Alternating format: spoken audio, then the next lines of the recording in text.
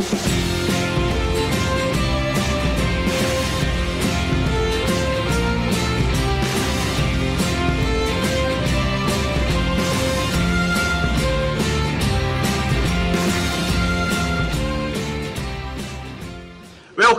to the Jock Stein statue as we mark the 30th anniversary of the greatest ever manager this country has ever seen.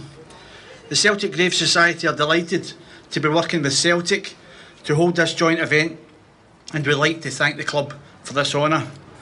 We're honoured too with the following presence of the following Lisbon Lions: John Clark, Jim Craig, Bertie Auld, Bobby Lennox and Stevie Chalmers.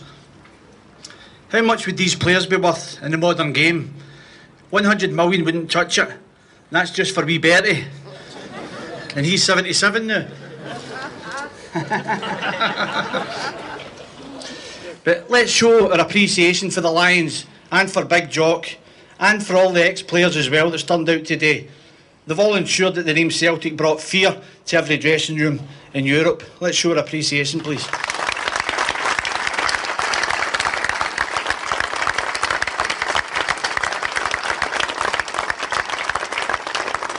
Our first speakers today, representing the Lisbon Lions, are Jim Craig and Bertie Auld to share their memories of Big Jock. Next, we welcome David Potter, author of Jock Stein, The Celtic Years. In all, David has written around 20 Celtic books, a fantastic achievement. We always say the most important people at any event are the family, and we're delighted to welcome Big Jock's grandson, John Gartland, to say a few words on behalf of the family. Last but not least, we welcome the Celtic chairman, Ian Bankier, to speak today on behalf of the club. Ian, just like Peter Lawwell, who's here today as well, have spoken at a number of Celtic Graves events. In fact, in the last occasion Peter spoke, there's no record of any pictures at the event because the rain came down that heavy. No one could stand that long enough to get a picture taken. So Ian's maybe better luck on occasions like this. We then take the opportunity to lay some flowers at the statue before I close the event with some words of thanks, and we can get some pictures taken with the legends. Ladies and gentlemen, from a supporter's point of view, how can we sum up as a supporter the impact Jock Stein had in our club? They say a picture paints 1,000 words, and in today's booklet there's one picture that doesn't have Big Jock in it. It's on page 33. Booklets are still available for a £3 donation if you've not got it. And it shows an elderly Celtic supporter, probably near in his 70s, and he's standing at the airport on his return from Lisbon. He's holding up the souvenir newspaper in the style of Big Billy lifting the European Cup. He's got the Glasgow uniform of the big heavy car coat, the flat cap and the shirt and tie in the searing heat of Lisbon. But it's his sheer joy in his face that tells the story of a Celtic man who, until Jock's arrival 2 years before, had lived through the lean years. All his adult life, 40 years, that brought 4 league titles and 6 Scottish Cups. If someone had told this person in March 1965 that just 2 years later we would be champions of Europe, he would have thought they were mad. But it's this picture, if you look at it in the booklet, and that shows the impact Jock Stein had on the Celtic support. Please welcome Jim Craig to say a few words.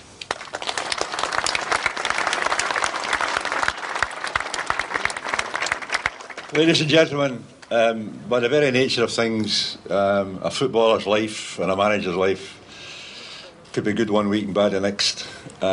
You're all fortunate enough to follow a team which has got more success, or had more success than most, and that's continuing to this day.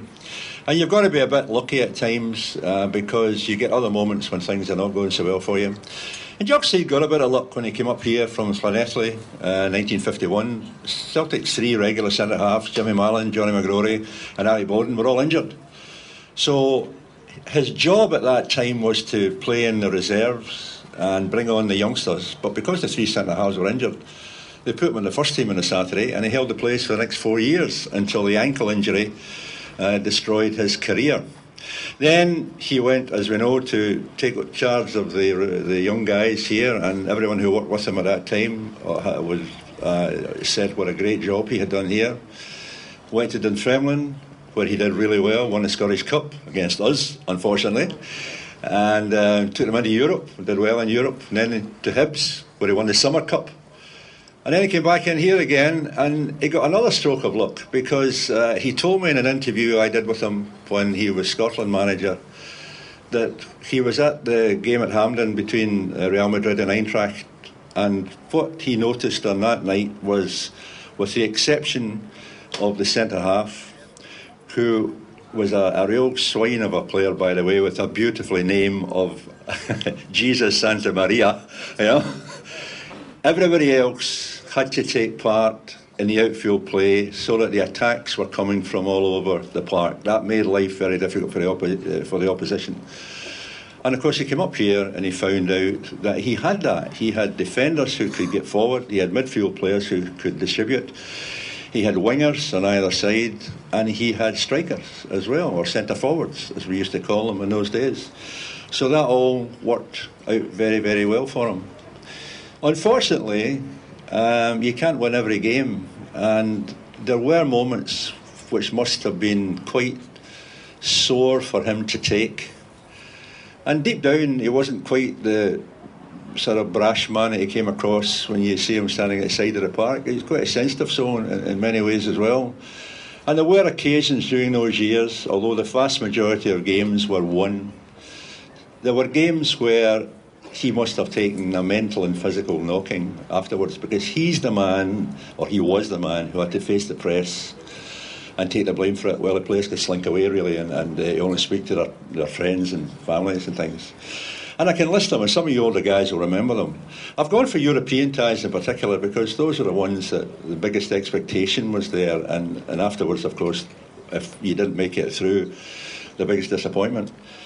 1966 European Cup semi-final, Liverpool, Celtic, a 1-0 victory for Celtic here. We go down to Anfield, we get beaten 2-0, although Bobby Lennox had the ball in the net very near the end.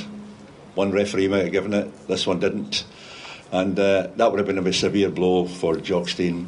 1967 in South America was a terrible 2 games out there, you know, and I think the players, and I'm speaking as one of them, probably let them down out there, because we tended to lose our temper. But it's quite difficult when somebody's spitting at you and all the rest of it, and difficult to keep your temper.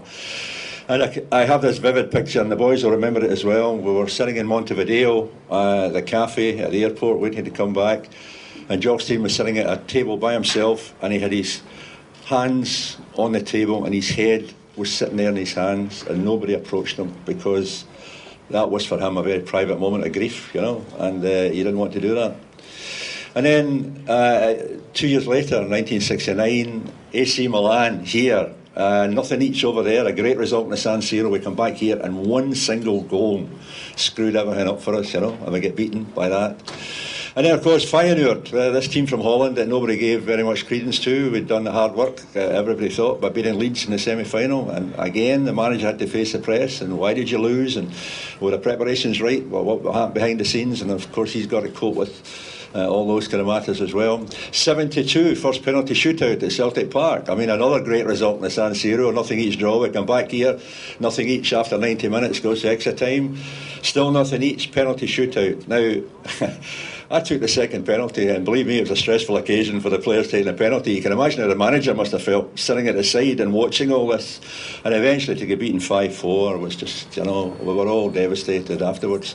And then 2 years later, he went through it all again in a European Cup semi-final, where he played, or the club played Atletico Madrid, and literally kicked off the park. So all these incidents would have been eating away at him. And then, of course, a year later after that came the car crash down in Lockerbie. Now, I don't know if you know the circumstances of it, but there was a guy trying to take a shortcut, and to take the shortcut, you were onto the other side of the road and went down about a quarter of a mile and then to the right. So as Jock was coming up, there was a car coming on the wrong side of the road coming towards him. Now, he was a fast driver, we all knew that, you know. And I mean, the shock of the collision must have been quite horrendous as well.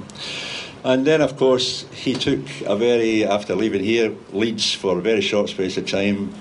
And then the Scotland jobs, you know, a sinecure at the best of times, got us to Spain in 1982, and then was just about to qualify for the next one in Cardiff that night when his frame gave up on him.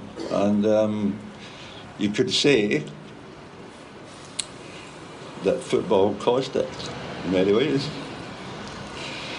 When he came in here, as I mentioned, the players were all here, ready for the challenge. But it needed somebody like him, who organised, who pushed, pulled, cajoled, got you to do things you might not fancy at the time, but more often than not proved to be the right thing, and got us to where we won the European Cup only a couple of years later. There are many aspects to a team. You know, you've got to have the right players, you've got to have the right coaching staff, you've got to have the right conditions, you've got to have everything just in your favour for success. But without Jock Stein, none of it would have happened. And you all, like all the Celtic supporters throughout the world, owe this man a tremendous gratitude. Thank you.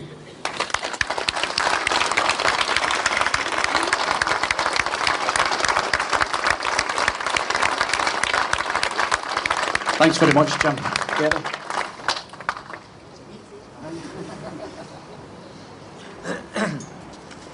Jim, remind me the next time when you're on first, not to let you see my notes, all right, sir?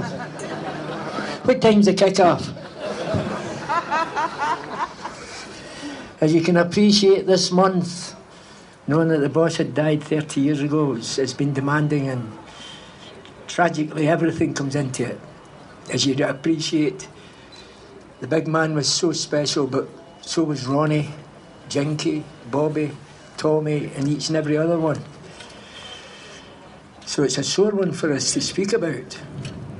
So I'm going to be very short.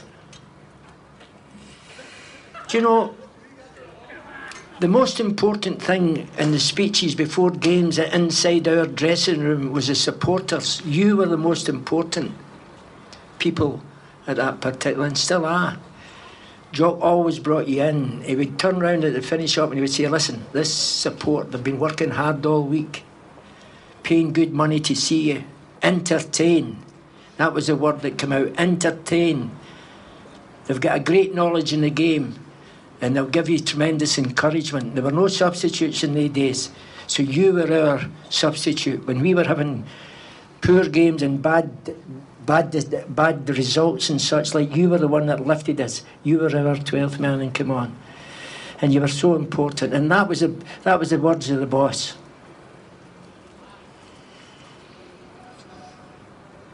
I have no doubt in my mind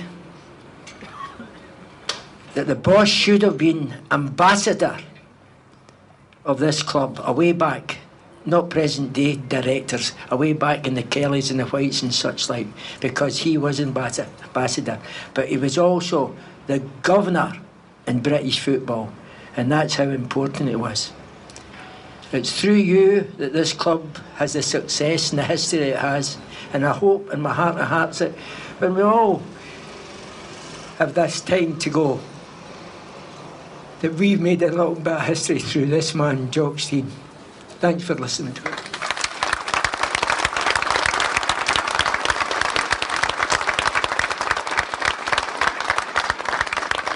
I think we see how much Jock Stein meant to the Lisbon Lions. It's incredible. David Potter, please.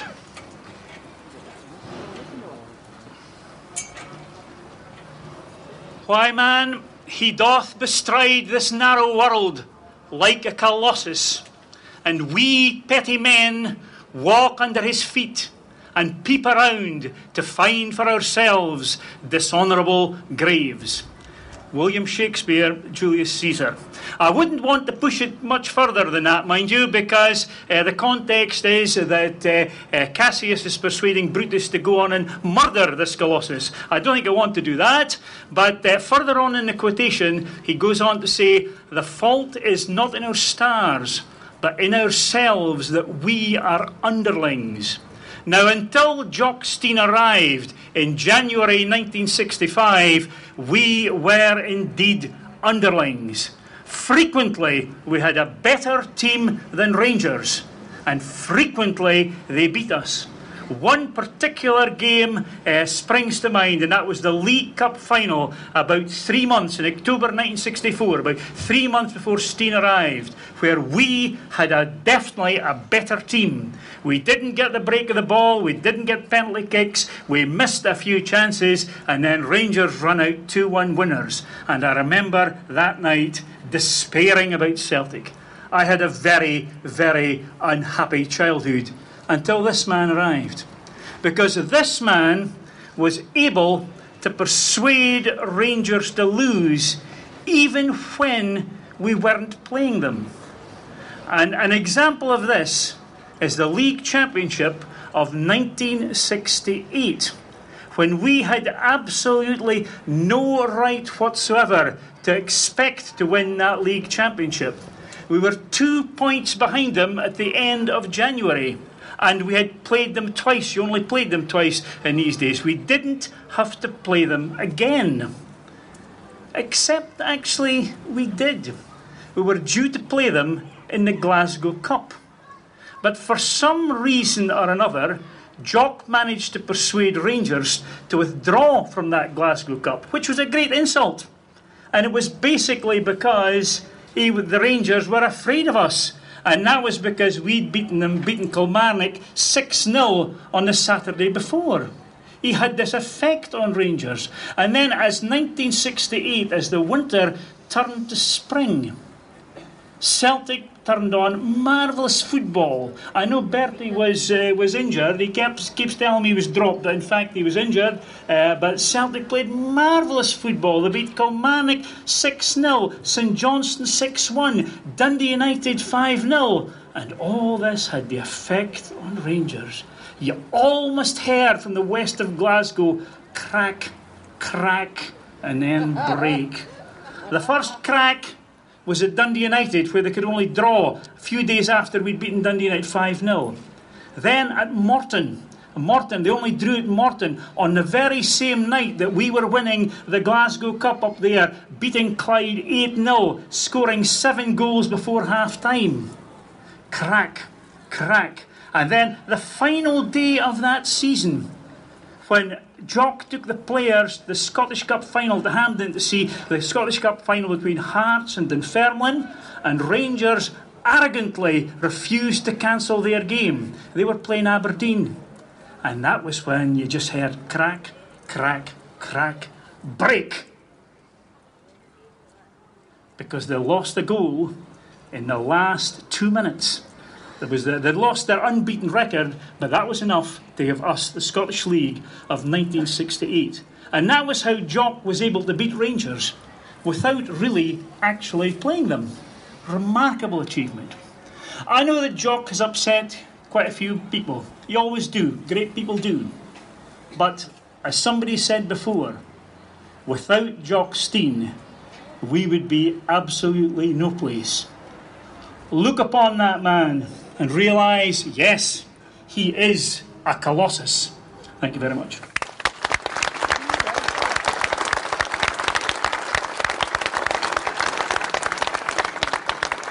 Thanks very much, David.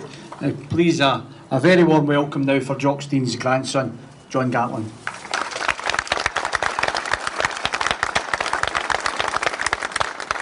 I'd just like to say a thank you to Peter and to Ian for hosting us today, to Bertie and to Jim for their kind words, and David. And I'd just like to say on behalf of the family that we're immensely proud that even 30 years after my grandpa's death, that his contribution here at Celtic and across Scottish football as a whole is still being recognised. I think Bill Shankly got it right. He truly is immortal. Thank you.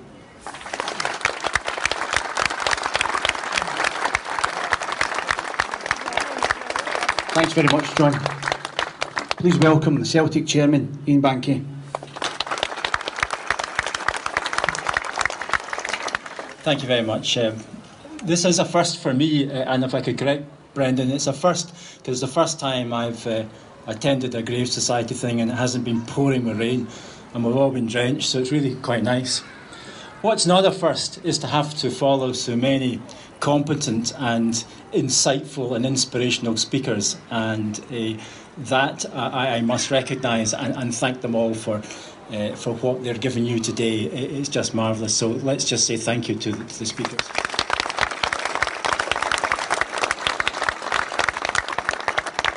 I am not qualified to add anything to the great Jock Stein. I was the proverbial boy in the 22nd row. I was in Big Jim McCabe's school getting double homework every time Celtic lost. I had Frank Haffey's name emblazoned on my memory because he kept dropping goals. So that's all I can tell you about Jock Stein and me. I just looked on this great man from afar and thought he was fantastic. But what is important for me to do today is to pay tribute to Brendan and the Celtic Grave Society for everything they do. I mean, they make absolutely sure that we do remember the history.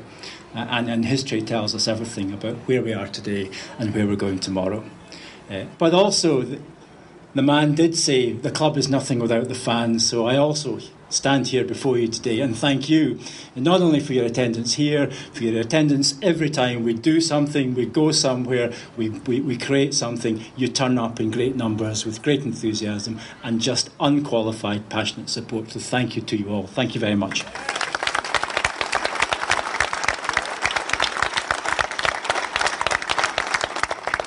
Thanks very much, Ian. If anyone would like to lay some flowers now at the statue.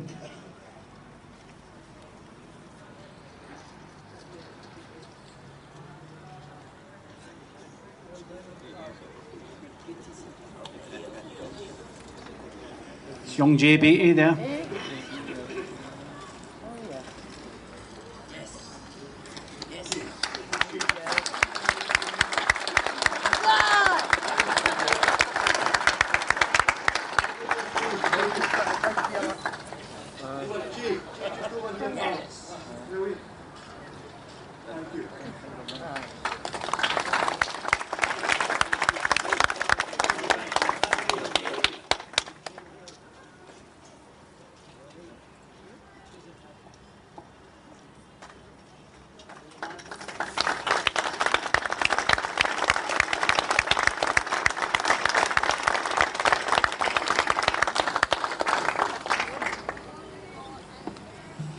In closing, we'd just like to thank everyone for attending and making today's event special.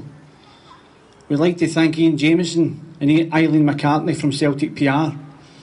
If anyone has yet to avail himself of a copy of today's booklet, they're still available from our glamorous assistants Paul and Kev. All the takings from the booklet will be donated to the Celtic FC Foundation to aid the current refugee crisis, a cause close to our hearts. Thank you.